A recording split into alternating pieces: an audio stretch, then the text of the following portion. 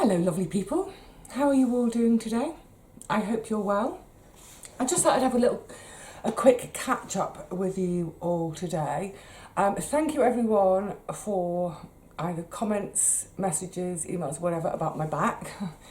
It's getting a bit better, but I'm so cross with myself. What a ridiculously stupid thing to do. You know, when you're sort of self-employed, self-sufficient, what have you, you can't afford to get ill or get injured. It's been about 5 days. It's just starting to feel human again now. So, yeah, it's really difficult because, you know, there's no sick pay. And if I don't work or, you know, do my garden, whatever, nothing comes in. So I've been trying over the last few days to just keep doing a few bits. The worst thing you can do when it's a muscular thing in your back is, the old advice used to be lie on the floor, lie flat, lie still. Please don't immobilise if you've got a bad back, unless it is, you know, if you've fractured your spine, then obviously immobilise. But no, this is definitely muscular, and so I've been really conscious to keep moving, stretching, doing my stretches. I'm not going to show you, but things like lying on the floor, hugging my knees up to my chest, holding, releasing, and then letting the knees go one side, my torso the other. And it's all about just trying to stretch all the muscles out, especially normally when we get a bad back, most of us, it's that lower area, sort of that band, the last 5 vertebrae, if you think of it, so that band between your hips, just into your lower back. And what can happen is all the big muscles around tighten up and it all goes haywire. So, for example, with those big muscles, think your glutes. Think those gorgeous big muscles that keep our bums nice and round. And if you've spent a lifetime walking everywhere, you'll have a big round bum like mine. So one of the things I'm going to do today, this is quite a typical day for me actually. I'm just at my desk at the moment. I've got one parcel, these are all books ready to go. Just getting this parcel ready. I need to do its customs document because it's going overseas. Now this bigger one is quite heavy. It's within the UK, so normally I take it to a shop. Oh my goodness, I could probably throw it to the shop up the road where they have a courier collection service. So within the UK, I use my Hermes, great service. Much cheaper than the post office. So a couple of days ago, I had another quite big, heavy parcel. Went up there to the shop. It's closed. It's closed for refurbishment. That's great, you know, it'll be a nice, clean, bright new shop, whatever. But the next nearest drop place is a mile away. So on that occasion, it was a really big, heavy parcel. I hopped on a bus. The bus was completely empty. I was so relieved. Obviously I had my mask on, what have you. But this one isn't quite so heavy, so I shall walk to that place with it. My knees won't enjoy that, but that walking, it will warm all the muscles up that are down there. And that action should do even more, just relieving and relaxing of all those muscles that are so angry. So that will happen shortly. I've also had post this morning, so I wanted to say thank you to Beth, who has sent me a couple of jars of blackcurrant jam. How lovely is that? So I don't make jam. Partly I don't have a huge sweet tooth, but mostly because I don't grow fruit. I don't have space to grow fruit. And I do forage a lot of blackberries, and there have been times in the past when I've been paid to water other people's allotments in raspberries, for example. In previous years, people go away for their 2-week summer holiday just when all the raspberries are coming. So they say, well, look, can you water help yourself to raspberries. Of course, that hasn't happened this year because no one went away. But yeah, so I don't ever make jam. Haven't got a particularly sweet tooth, but just every now and again, this is a real winter thing actually for me. Every now and again, a bit of jam on toast, you know, and it's really, really grey and dark out and raining. And I'm not talking winter, the kind of crisp, bright, frosty, gorgeous, bright day. I'm talking those November days when it's just grey and damp and horrible. What could be better than a slice of toast with a bit of jam on it? I know what could be better, having it whilst curled up under a blanket and reading a book. Oh. Now, talking of books, I had another parcel from Karina and a beautiful card. Isn't that lovely? It's slightly 3D and a lovely, lovely long note from Karina. Thank you, lovely. And she sent me a couple of books which she said she's had knocking around for ages, doesn't know what to do with them, would I like them? If I don't want them, can I pass them on to someone? Are they worth anything? Could I sell them? And it's a couple of Agatha Christie. So we've got The Adventure of the Christmas Pudding, short stories, and Cat Among the Pigeons. So it's funny, I've never read Agatha Christie. I've mentioned before, I quite enjoy watching Poirot on telly or a bit of Miss Marple on telly, but I've never read her books. I'm not really a crime reader. I'm probably a bit of a snob, if I'm honest. Like, I'm not going to read such mass-produced common stuff.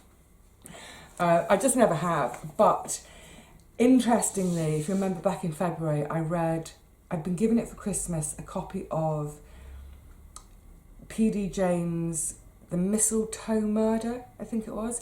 So it's 4 short stories, each of them a sort of murder mystery.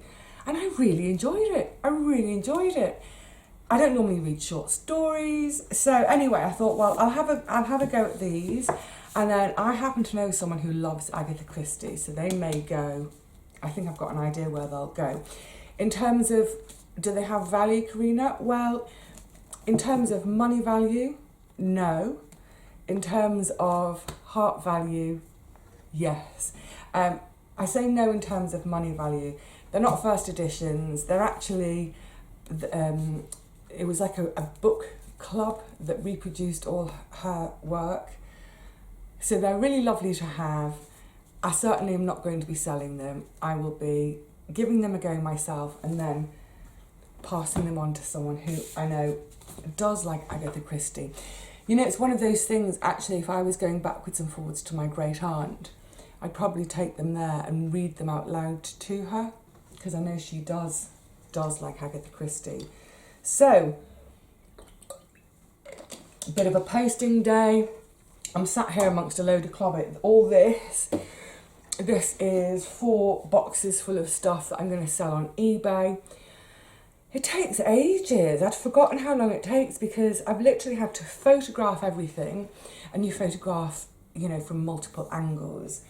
So I was at it for a full day just photographing everything, weighing everything so you know which sort of postage bracket they go in, measuring some things, writing a description. So hopefully this weekend I can get all of those uploaded to eBay.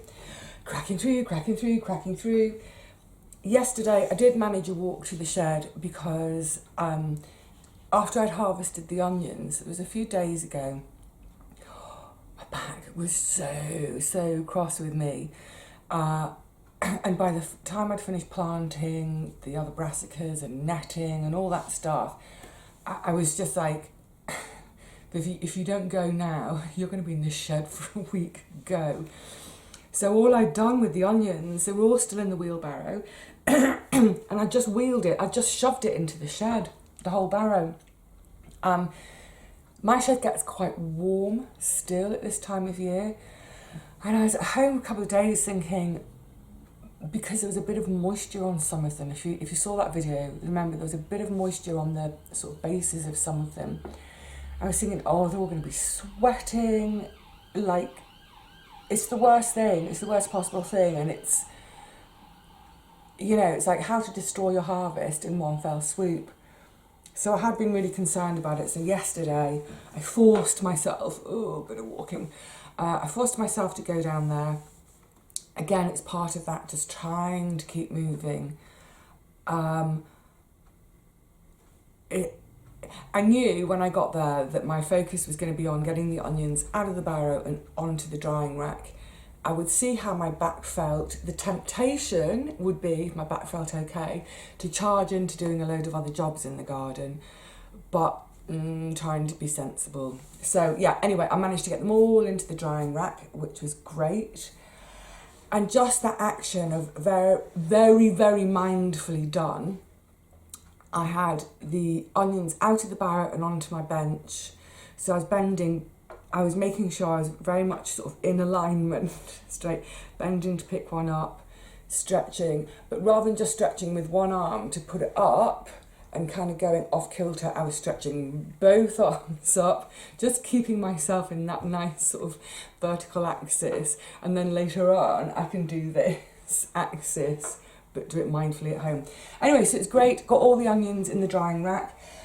Had a bit of a tidy up of the shed because it was a state. And I've brought a few jars of seed saving home with me because they've all been sitting in the shed for ages, bone dry. One jar of it was, they weren't in jars to dry, they were just in open trays to dry. One jar was my broad beans from my first broad bean harvest ever, but enough for seed saving and for a bit of eating. So they've come home, they've gone in the freezer for 3 days to kill off any bugs. They'll come out of the freezer and 3 or 4 weeks' time they'll be back to the garden to be planted. Yay! And then I've got a few calendula. Now the majority of the calendula are still in the garden. I'm going to now let them go over. I'm not going to deadhead. I will then, in probably about 4 to 6 weeks, do a big gathering of them, spread them on trays in the shed to dry, and that will be my seed saving for me for next year, plus a few for friends. But this one came up as a sort of, it was almost like a double-headed one. It had extra petals and it was a lovely sort of pale yellow colour, really pretty. And a friend mentioned that he was quite taken with them. So I've dried them separately in the hopes that they will come true or they'll come the same next year. So they've just come home in the pot. They're not staying like that. Now they'll get tipped out and I'll sort the wheat from the chaff, as it were, sort the seeds from all the detritus, and then get them back in a jar and they will have a freeze too. Actually, they probably don't need it, to be honest, but just following what the Coanga Institute do, God love them.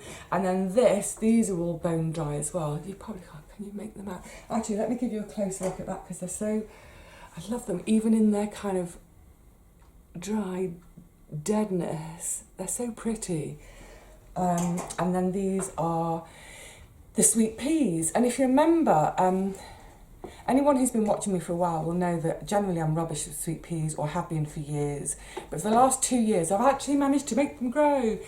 And this year they were gorgeous. They were so lovely on the end of the fence next to my deck.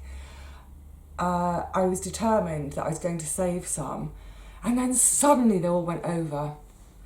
I think it was just too, like so much in the garden, too hot, too dry this year. Anyway, so I grabbed what I could.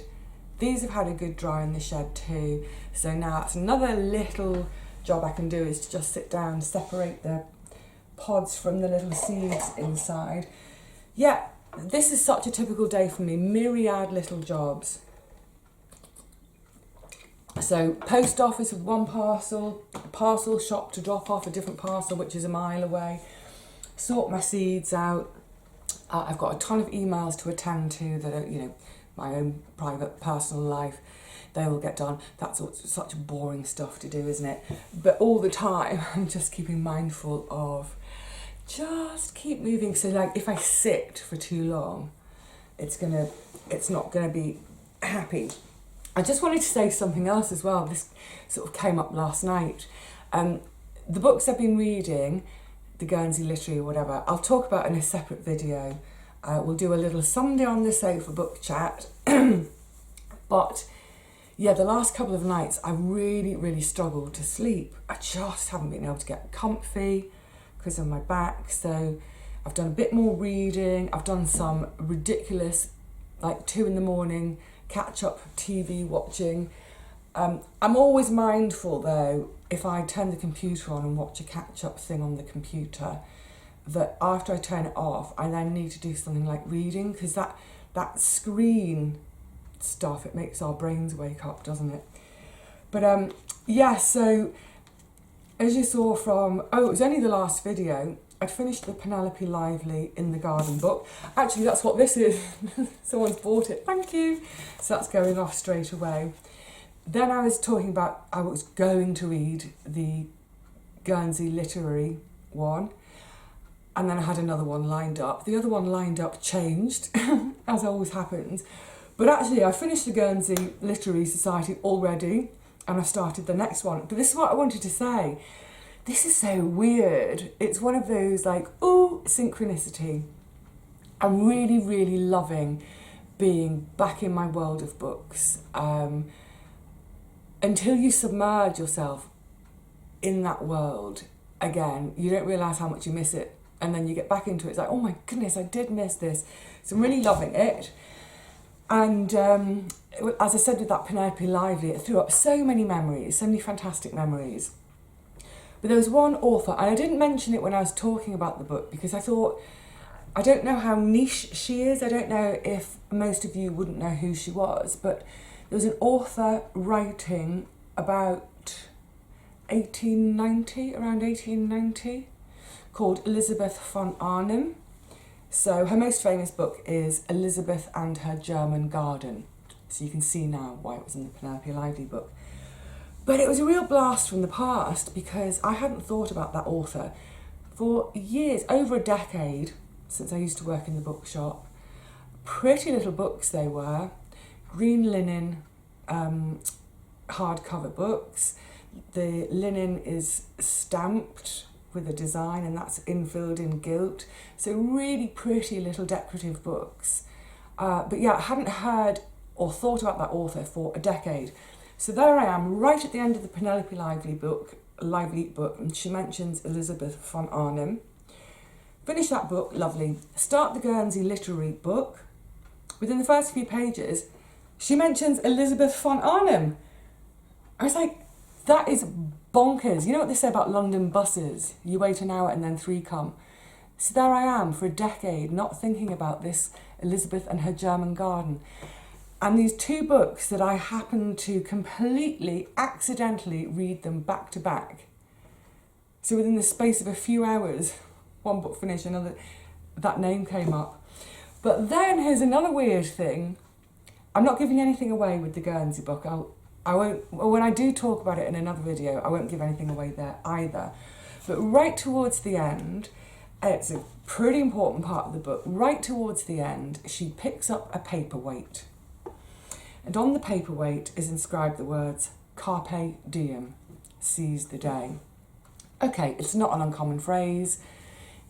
I probably mention Carpe Diem in my videos, what have you. But anyway, got to the end of the book.